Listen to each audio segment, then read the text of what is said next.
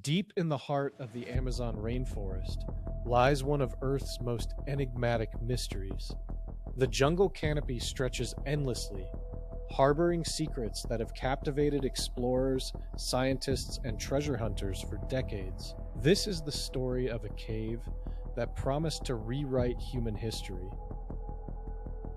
This is Cueva de los Tallos, a cave system born 200 million years ago when dinosaurs roamed the earth. Its limestone walls have witnessed the rise and fall of countless species, the formation of continents, and the first stirrings of human civilization. The cave's name itself whispers of the mysteries within. To enter this ancient realm, one must confront the chimney, a terrifying 65-meter vertical shaft that plunges straight down into the Earth's bowels. For centuries, the Shuar people have been the sacred guardians of Cueva de los Tallos.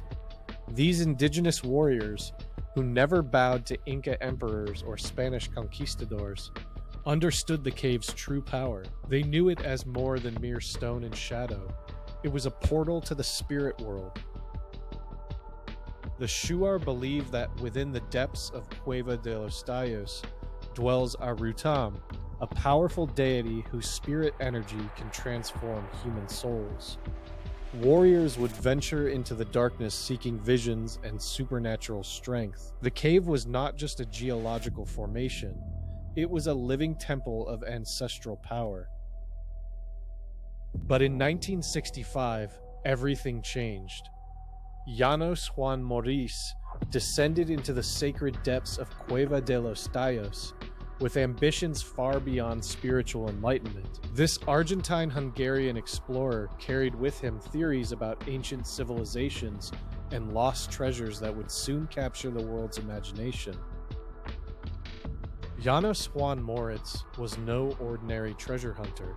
He was a scholar obsessed with proving that South America had been visited by ancient Mediterranean civilizations. His theories bordered on the fantastic, involving lost tribes and forgotten empires. What he claimed to discover in the depths of Cueva de los Tallos would make headlines around the world. Llanos Juan Moritz's claims were breathtaking in their scope and audacity.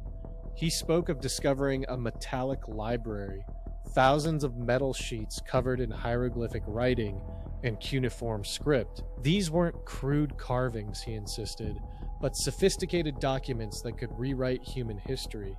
The very foundation of archaeology seemed at stake. But the metallic library was only the beginning of Llanos Juan Moritz's extraordinary tale. He described vast chambers within Cueva de los Tallos, filled with metal statues of animals that should not exist in South America. Elephants with raised trunks, proud lions in attack poses, and most impossibly perfect reproductions of dinosaurs extinct for millions of years. Then Llanos Juan Moritz made his most astounding claim of all: direct contact with otherworldly beings. He described encountering 4 tall, fair-skinned entities who communicated through telepathy rather than speech. These beings, he claimed, were the guardians of ancient knowledge, waiting in the depths of Cueva de los Tallos for humanity to prove itself worthy. While Llanos Juan Moritz explored the depths of Cueva de los Tallos, hundreds of miles away in the colonial city of Cuenca, another extraordinary story was unfolding. Father Carlo Crespi, an Italian Salesian priest, had been collecting mysterious artifacts since 1927. His collection would soon become central to the cave's legend. Father Carlo Crespi was beloved by indigenous communities for his charitable work, providing medical care and education to those forgotten by society. In gratitude, the native peoples began bringing him gifts, not ordinary offerings, but extraordinary artifacts they claimed came from the sacred caves. His collection grew beyond imagination. Over 50,000 artifacts filled Father Carlo Crespi's collection, transforming Maria Auxiliadora Church into an unofficial museum of the impossible. Metallic plaques bore symbols reminiscent of Babylonian cuneiform, Egyptian hieroglyphs, and Sumerian pictographs. How had such artifacts reached the Amazon rainforest, Ecuador? But tragedy struck in 1962 when a mysterious fire swept through Maria Auxiliadora Church, destroying much of Father Carlo Crespi's irreplaceable collection. The flames seemed to target the most extraordinary pieces, leaving behind ashes where proof of ancient civilizations had once existed. Was it accident, or was it by design? Dr. Gustavo Falconi, a respected academic, joined expeditions to verify Janos Juan Moritz's claims, but returned empty-handed and frustrated. Each attempt to relocate the metallic library ended in failure, with indigenous guides leading them to empty chambers and natural rock formations inside Cueva de los Tallos. The mystery deepened with every failed expedition. In 1968, a group of Mormon explorers approached Janos Juan Moritz with burning curiosity. They believed the golden plates he described might be connected to Joseph Smith's legendary golden plates that formed the foundation of their faith. Could Cueva de los Tallos hold evidence of their most sacred beliefs? Everything changed in 1973 when Eric von Daniken published The Gold of the Gods, catapulting Cueva de los Tallos' mystery onto the global stage. This charismatic Swiss author specialized in ancient astronaut theories, claiming extraterrestrial visitors had shaped human civilization. The book became an international sensation. Erich von Däniken wove Janos Juan Moritz's claims into his grand theory of ancient astronauts, describing Cueva de los Tallos' architecture as evidence of extraterrestrial engineering. He painted vivid pictures of alien visitors creating underground libraries to preserve their knowledge for future human generations. The world was captivated by these cosmic possibilities. Soon, another voice joined the chorus of extraordinary claims. Captain Petronio Jaramillo, an Ecuadorian military officer, stepped forward with his own incredible story. He claimed to have witnessed the Golden Library as a mere 12-year-old boy, guided by Shuar warriors to Cueva de los Tallos' deepest secrets. Captain Petronio Jaramillo's tale was the stuff of adventure novels. A 9-foot-tall skeleton made of solid gold, preserved within a crystal coffin, standing eternal guard over the metallic library. He allegedly witnessed this impossible scene in 1946, when indigenous shamans trusted him with their most sacred secret. But doubt began to creep in when Captain Petronio Jaramillo's own wife publicly contradicted his stories. She revealed that her husband had never had any special relationship with the Shuar people as a child, casting serious shadows over his fantastic claims. The legend's foundation was starting to crack. The growing international fascination with Cueva de los Tallos demanded scientific investigation. Stan Hall, a determined Scottish researcher, began organizing what would become the most ambitious cave expedition in South American history. The stakes couldn't be higher: proof of ancient aliens or exposure of an elaborate hoax. By 1976, Stan Hall had assembled an unprecedented international team backed by both the British and Ecuadorian governments. Military support, scientific equipment, and world-class researchers converged on the remote jungle of Morona Santiago province. This would be no amateur treasure hunt. It was a full-scale scientific assault on one of archaeology's greatest mysteries. The expedition's most prestigious member was Neil Armstrong himself, the first man to walk on the moon. As honorary president of the mission, his presence lent unprecedented credibility to the search. If the metallic library existed, the world's most famous explorer would help find it. On the day of the descent, tension filled the jungle air like humidity. Neil Armstrong prepared for his 70-meter rappel into the abyss of the chimney, trading the vast emptiness of space for the claustrophobic embrace of the Earth's depths. From moon dust to cave mud, an explorer's journey without end. The team descended into absolute darkness, their headlamps cutting through air thick with Teo's oil birds and ancient mystery. Every footstep echoed with the weight of expectation as they ventured deeper into Cueva de los Teos than most humans had ever gone. The cave seemed to hold its breath, waiting. For weeks, Stan Hall's team methodically mapped over 4.6 kilometers of Cueva de los Teos, documenting every chamber, every passage, every geological formation. Their precision was military in scope, leaving no stone unturned in their search for Llanos Juan Moritz's metallic library. The cave revealed its secrets slowly. They discovered wonders beyond imagination, but not the ones they sought.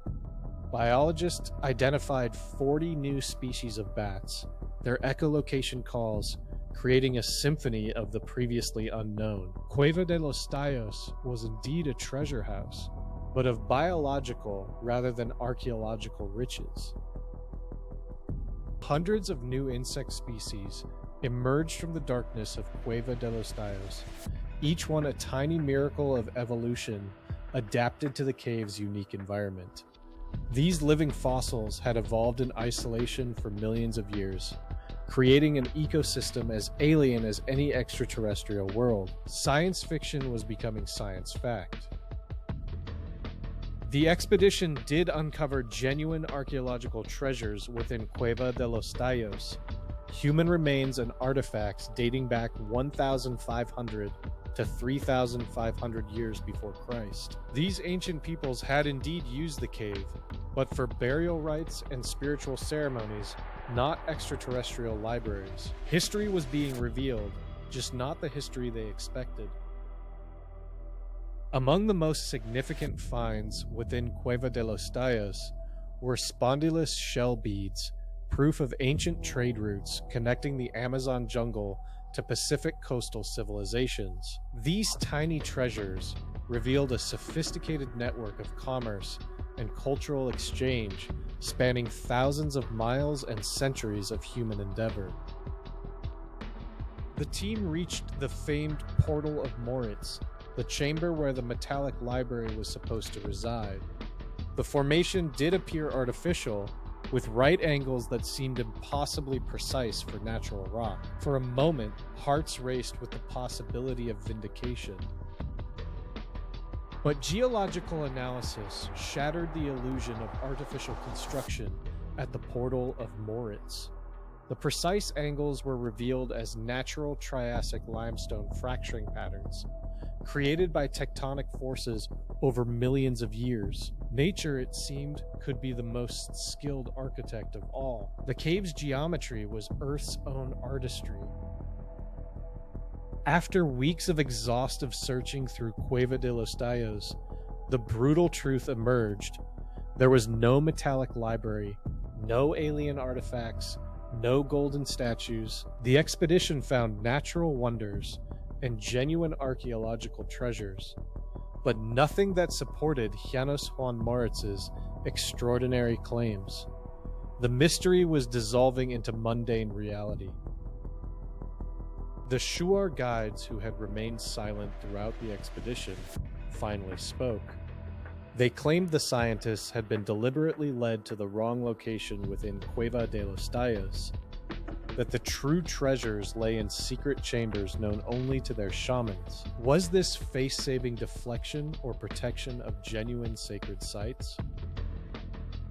Stan Hall refused to accept defeat, clinging to his belief that two separate cave systems existed, one mapped by science, another harboring ancient secrets. Until his death, he maintained that the real metallic library remained hidden within Cueva de los Teos, waiting for someone worthy of its revelations.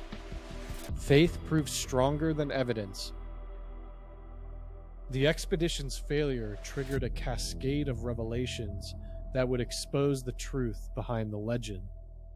Janos Juan Moritz, the original source of the metallic library claims, shocked the world by publicly accusing Erich von Däniken of complete fabrication. The ancient astronaut house of cards was beginning to collapse.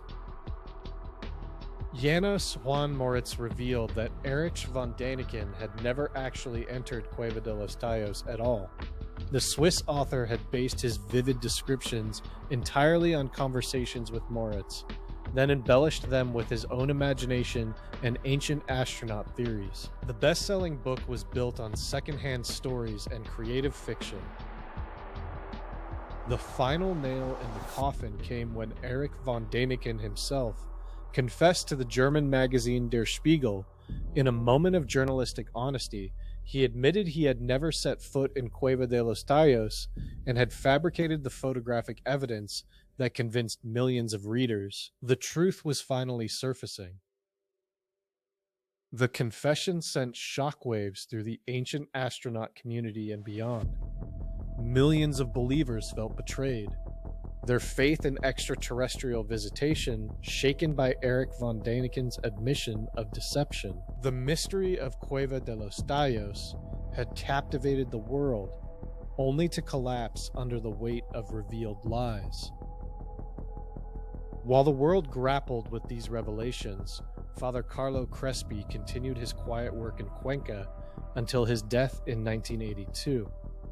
The beloved priest took many secrets with him to the grave, leaving behind a collection that would soon face its own moment of truth. His legacy would endure beyond the cave's fading mystery.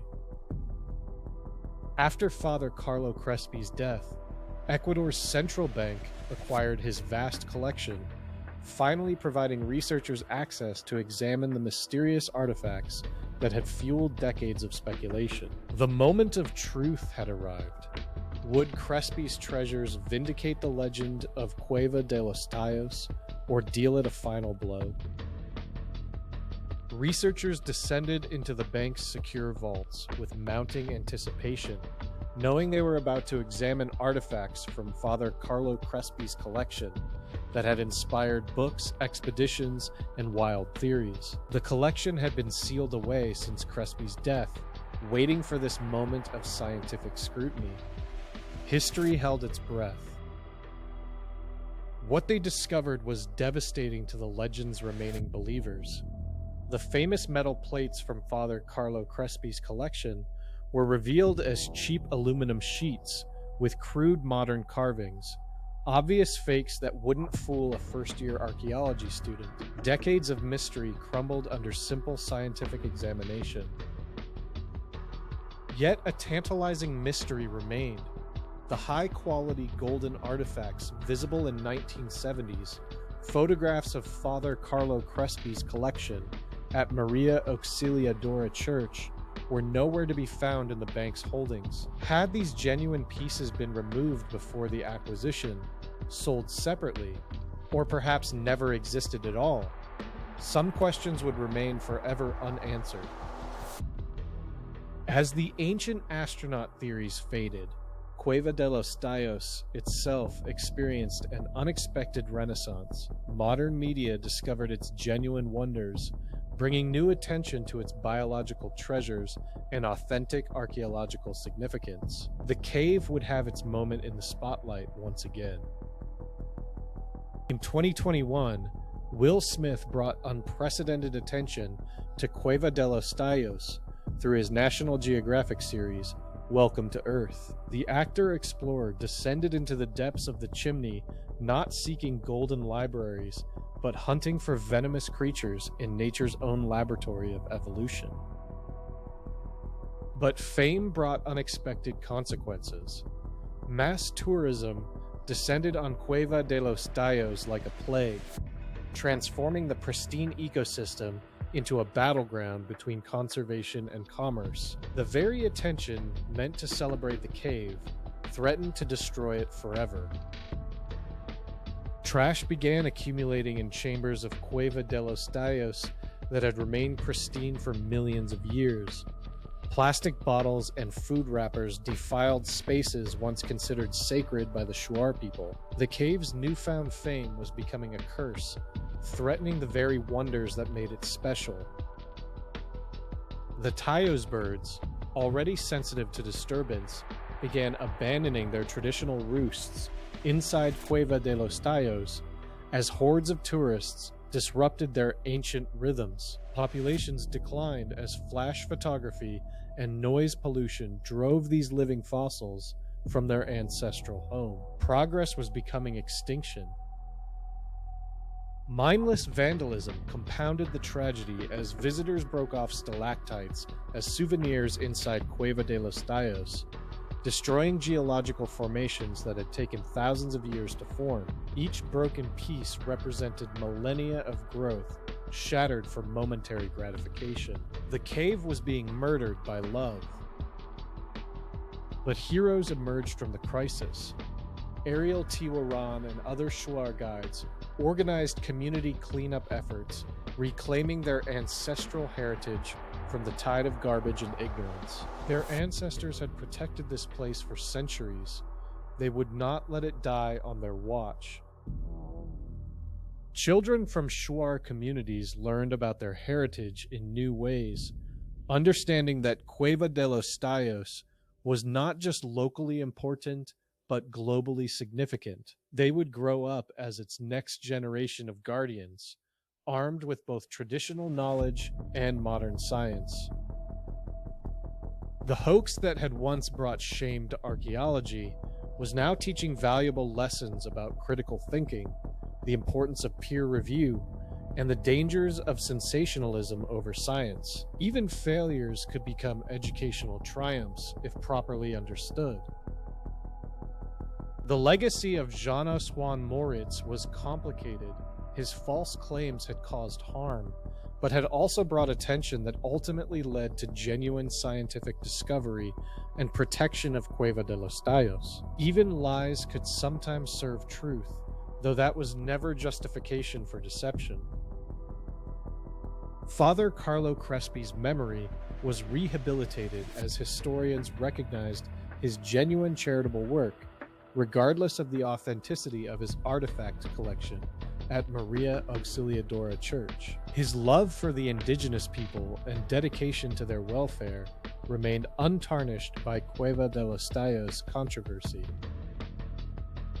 Eric von Daniken's confession, while damaging to his credibility, ultimately served science by demonstrating the importance of verification and peer review. His fall from grace became a cautionary tale about the seductive power of extraordinary claims without extraordinary evidence. Neil Armstrong's participation in the expedition, while it found no alien artifacts, had demonstrated humanity's endless curiosity and willingness to explore the unknown.